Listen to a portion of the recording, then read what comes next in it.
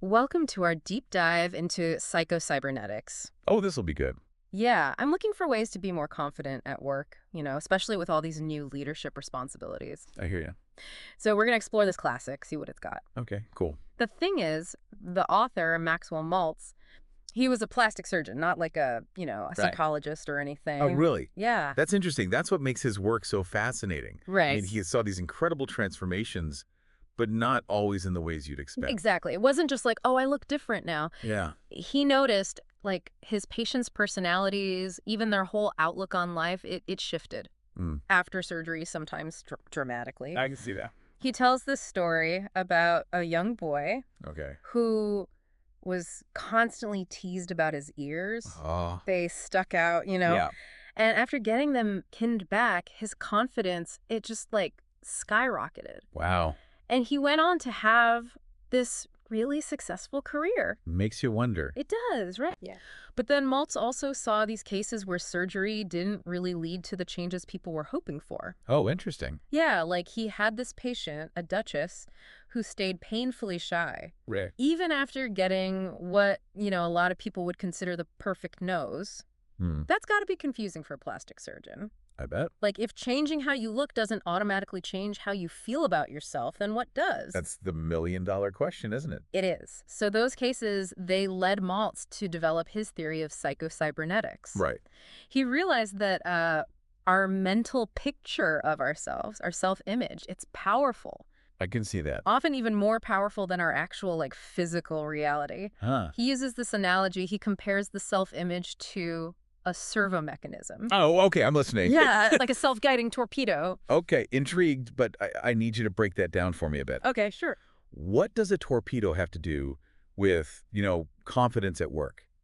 Think about it. A torpedo is designed to hit a specific target. Our self-image, it works kind of similarly. Okay. It sets the target for our behavior. So if you believe you're capable and deserving, like let's say of a promotion, Uh-huh.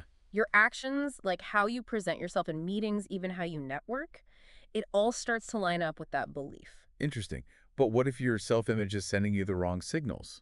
Like, Exactly. what if, deep down you don't believe your leadership material even if you want that promotion? Right. That's where things get tricky. Yeah. Maltz, he argued that a negative self-image, it's like a self-sabotaging program. Mhm. It can actually hold you back even if you got the skills and the qualifications. Oh, wow. But he believed we can reprogram our self-image. Okay, now we're talking. And this is where the psycho part of psycho-cybernetics comes in. Okay, so we're not stuck with the self-image we have, Right. but how do we go about changing it? Well, Maltz was a huge believer in the power of imagination. Interesting. He uses the example of Howard Schultz, the founder of Starbucks. Yeah. Schultz, he was inspired by like the Italian coffeehouse experience. Right. And he envisioned bringing that same atmosphere to America. Smart. The result, a global coffee empire. Wow, so you're saying that by vividly imagining ourselves succeeding, we can actually increase our chances of making it happen. That's the idea. Hmm. Maltz argued that mental imagery, it isn't just wishful thinking. Okay. It actually impacts our behavior and it can help us achieve our goals. Interesting. Like athletes using visualization Exactly. to improve their performance. I've heard of that. They mentally rehearse their moves before a competition. Right. And studies have actually shown that this type of mental practice can lead to real improvements. Wow. It's because when we vividly imagine something, our brains fire in a similar way as if we were actually doing it. Oh. So this strengthens the neural pathways, associated with that action, Oh, interesting. making us more likely to succeed. So, but what about those negative thoughts? The beliefs that kind of creep in, Like, I know I should speak up more in meetings, Uh-huh. but there's a little voice in my head that says, like, what if they think my ideas are stupid? Oh, I know that voice all too well. Right. Yeah.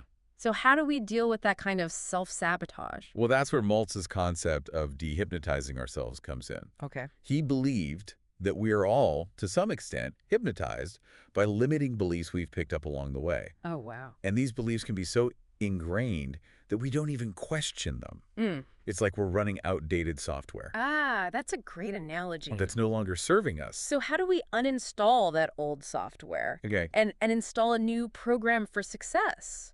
Well, Maltz recommends a combination of techniques. Okay. He emphasizes physical and mental relaxation exercises, That makes sense. kind of like hitting the reset button on your system. Yeah, it's hard to think clearly when you're stressed out. Exactly. Yeah. So relaxation is key. Okay. Then comes the rational thinking part. Okay. This is where you challenge those limiting beliefs with logic and evidence.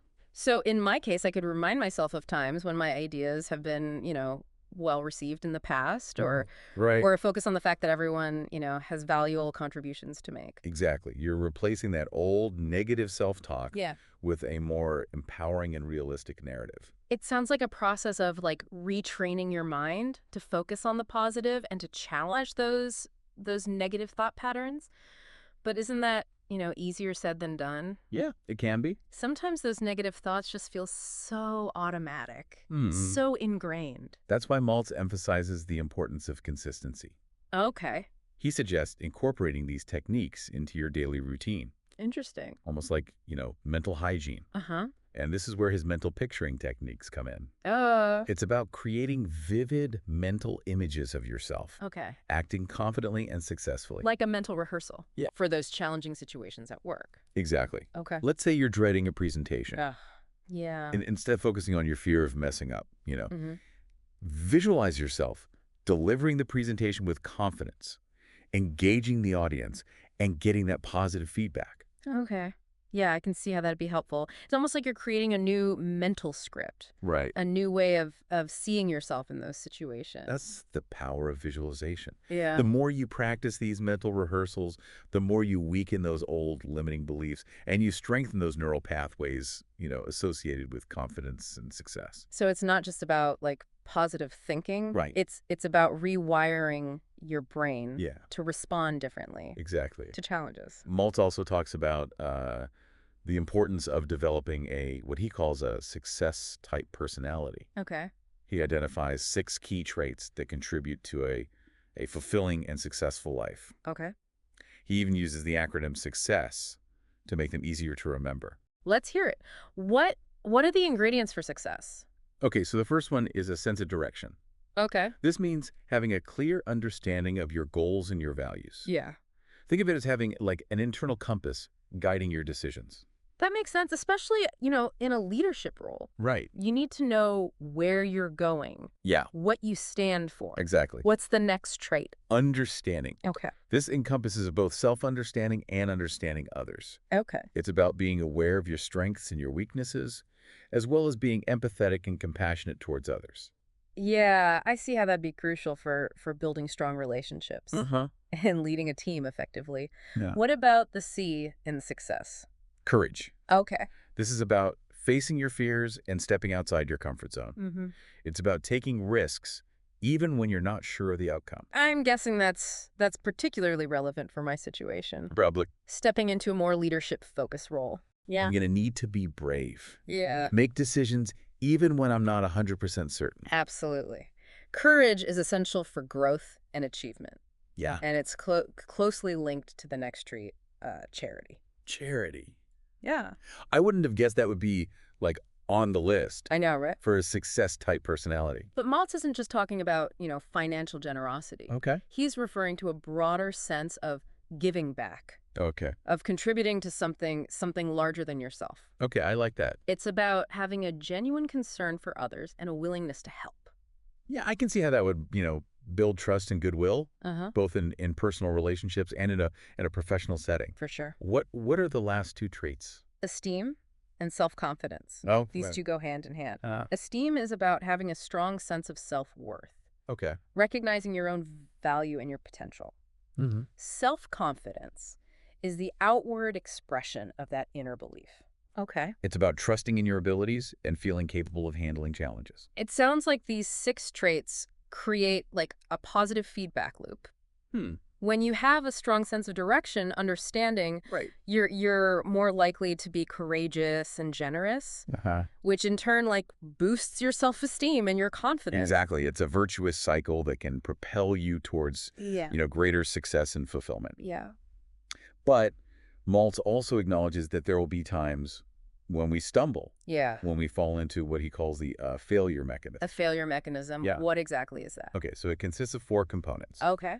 frustration, aggressiveness, insecurity, and loneliness. Wow, that's a lot. Yeah. And these negative patterns, they can become self-fulfilling prophecies. So for example, if I'm feeling frustrated about not getting that promotion, Yeah. I might become more aggressive Hmm. in my communication style, Yeah. which could actually damage my relationships and hurt my chances in the long run. That's a perfect example. Or if you're feeling insecure about your leadership abilities, Hmm. you might withdraw from social interactions, leading to feelings of isolation and loneliness, further reinforcing that sense of inadequacy. It sounds like a downward spiral. It can be. So how do we break free from this cycle?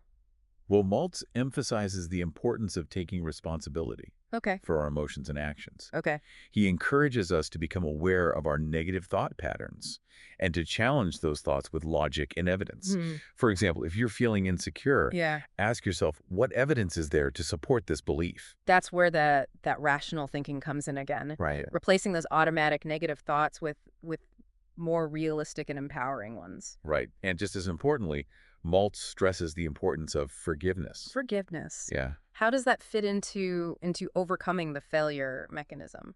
Well, he believes that holding on to grudges and resentment can poison our self-image and hinder our growth. Hmm. He even compares forgiveness to a scalpel that removes emotional scars. It's about letting go Yeah, of past hurts and giving yourself permission to move forward. exactly. Okay. It's not about condoning the actions of others. Right. It's about freeing yourself from the negative Yep.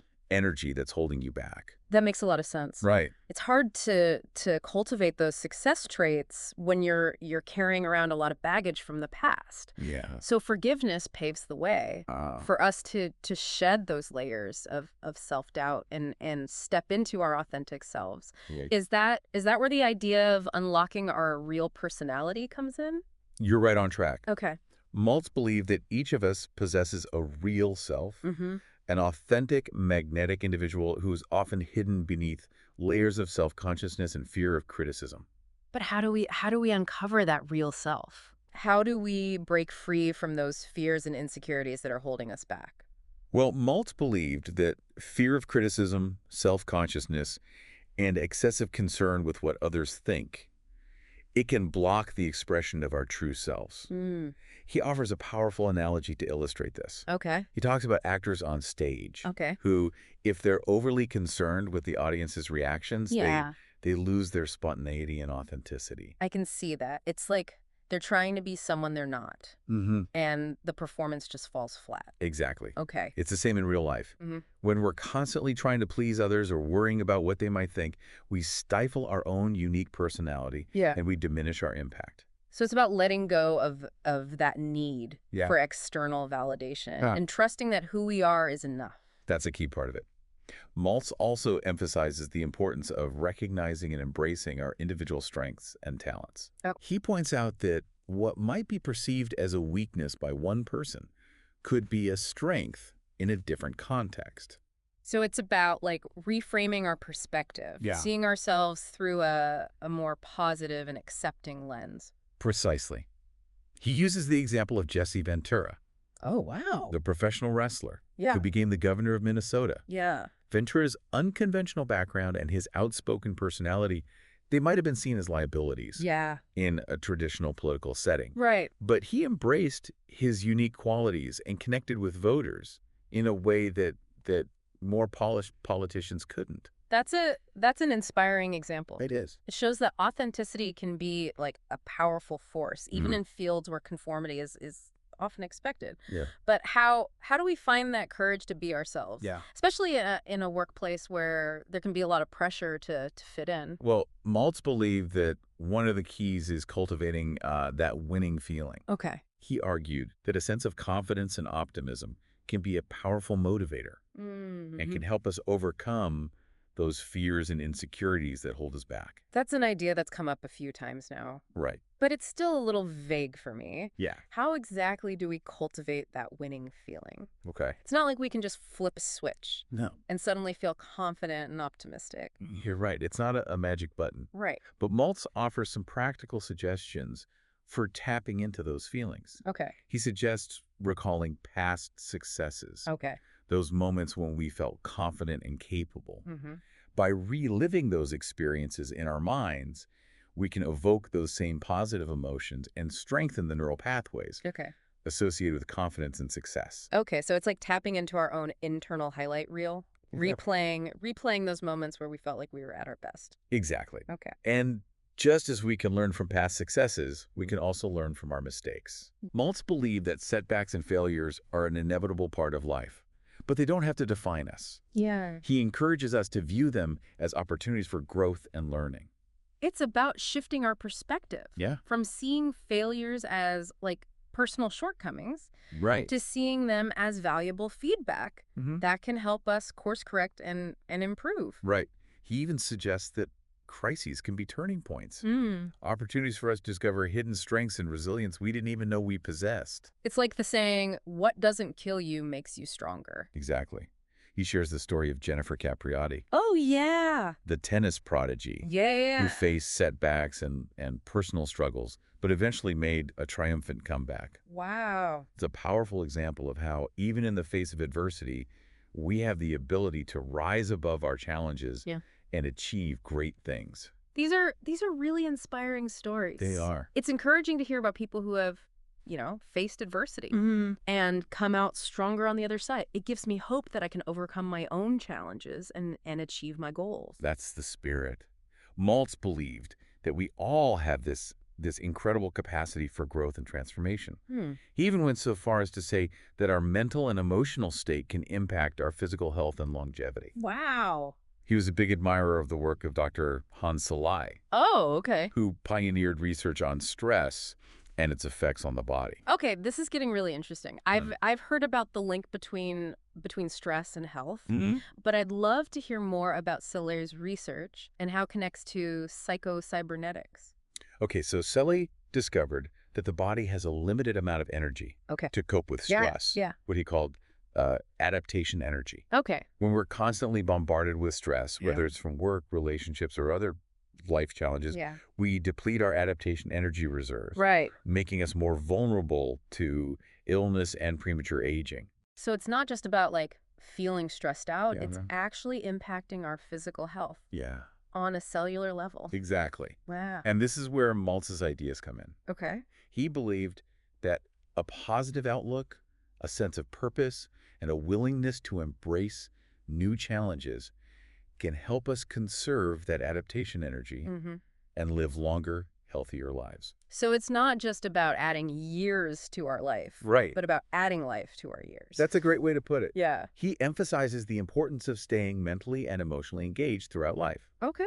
of cultivating curiosity, learning new things, and pursuing our passions. Yeah. He believed that a vibrant and engaged mind contributes to a healthier and more fulfilling life. It sounds like cybernetics is offering a lot more Yeah. than just tips for success at work. Right. It's a whole philosophy for living a more fulfilling and meaningful life. It is. And it seems like Maltz is saying that all of this is within our reach. We have the power to shape our self-image, our thoughts, our beliefs, and ultimately our reality. That's the empowering message at the heart of it all. You Yeah. know, it's recognizing that we're not just passengers on this journey. Right. We're the drivers. We are. We have the power to choose our destination Yeah. and to navigate the challenges along the way. It's like we're all equipped with this internal GPS system. Right. But we need to learn how to like program it correctly to set the right destination and to trust that it'll guide us there. Right. But what happens when we hit those inevitable detours Oh, yeah. or roadblocks? Maltz would say that's where our resilience and adaptability come in. Okay. He reminds us that setbacks and challenges, Yeah. they aren't failures. Oh, They're opportunities for learning and growth. right. It's about course correcting, Uh-huh. adjusting our approach, Mm-hmm. and continuing to move forward. I think that's a really important point, especially for someone like me who's stepping into a leadership role. Right. There are going to be times when I make mistakes or face unexpected obstacles. Oh, for sure. It's reassuring to know that those experiences don't have to like derail me. Right. They can actually make me a stronger, more effective leader. Yes, absolutely. Yeah. And remember, Maltz emphasizes Okay. it's not about achieving some some distant goal in the future. Yeah. It's about enjoying the journey, Right. about finding joy in the process of growth Mm. and Yeah. self-discovery. I like that. He talks about cultivating that winning feeling, Yeah. not as an end goal, Okay. but as a state of being, Mm-hmm. a sense of confidence and optimism Yeah. that comes from knowing we're on the right track, that Yeah. we're living in alignment with our true selves. Now that we've talked about it in depth, Yeah. I realize that cultivating that winning feeling Uh-huh. isn't just about, feeling good. No. It's about aligning your actions with your beliefs, Yes. your goals, and your values. Exactly. It's about that sense of inner harmony Mhm. that comes from being true to yourself. That's a beautiful way to put it. Yeah. And it's something we can cultivate right now. Yeah. We don't have to wait for some external validation or achievement. Right. We can choose to feel that way today Yes. in this Yeah. moment Okay. by focusing on what we're grateful for, Right. by acknowledging our strengths, Yeah. and by taking small steps towards our goals. It's like we become a magnet for success and happiness Yeah. when we cultivate that inner alignment. That's a great way to think about it. Yeah. And speaking of happiness, Yeah. Maltz emphasizes the importance of taking care of our mental and emotional well-being, Mm-hmm. not just for our own sake, Okay. but for the sake of those around us. Yeah. When we're feeling good, when we're energized and optimistic, Mm.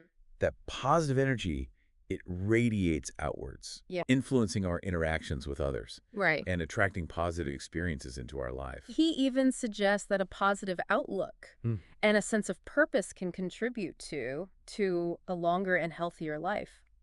It's fascinating how he connects our mental and emotional state to our physical health. Yeah. It's a reminder that we're not just minds or bodies. Right. We're integrated beings. We are. And when we nurture all aspects of ourselves, Yeah. when we cultivate that sense of inner harmony, Mm-hmm. we create the conditions for a truly fulfilling and meaningful life. Well, we've covered a lot of ground We have. in this deep dive into psycho-cybernetics. It's been a journey. It has. Yeah. We've talked about the power of self-image, the role of imagination, the importance of challenging limiting beliefs, Right. and cultivating those success traits. Yes. We've explored the failure mechanisms Wow. and the transformative power of forgiveness. Powerful stuff. It is. Yeah. And we've even touched on the concept of the real self Yeah. and the importance of cultivating that winning feeling. It's been a fascinating exploration of a truly timeless work. It has. It really has. And as you move forward from this deep dive, Yeah. remember what Maltz tells us. Okay. You have the power to choose your thoughts, to shape your self-image, Yeah. and to create the life you desire. That's the power we all have. What will you choose?